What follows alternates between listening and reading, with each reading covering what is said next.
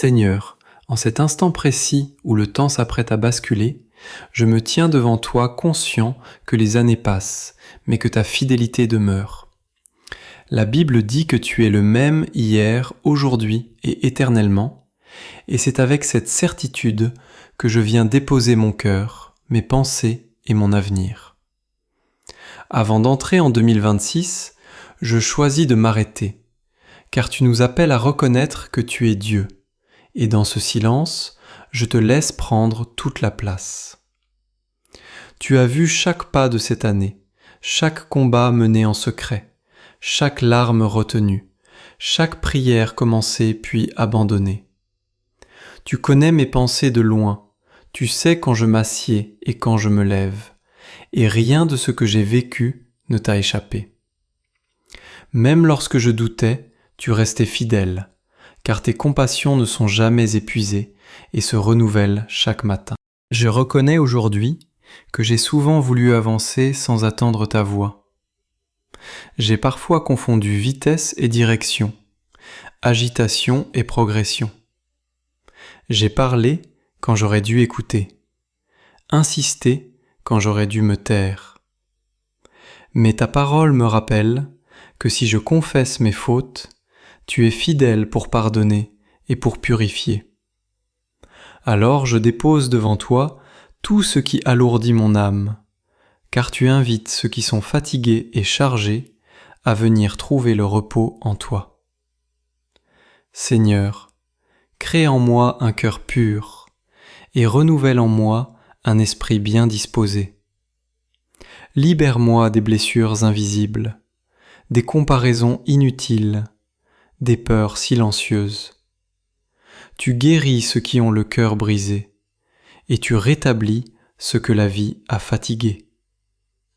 Je te rends mon passé non comme une honte, mais comme un témoignage, car tu es capable de transformer ce qui semblait mauvais en source de croissance.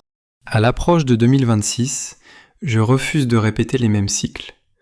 Je refuse la stagnation, la procrastination et les limites que je me suis moi-même imposées. Ta parole déclare que je ne regarde plus en arrière, mais que je tends vers ce qui est devant. Tu annonces une chose nouvelle, et même si je ne la vois pas encore clairement, je choisis d'y croire. Renouvelle mon intelligence afin que je discerne ta volonté. Apprends-moi à ne pas seulement entendre ta parole, mais à la mettre en pratique.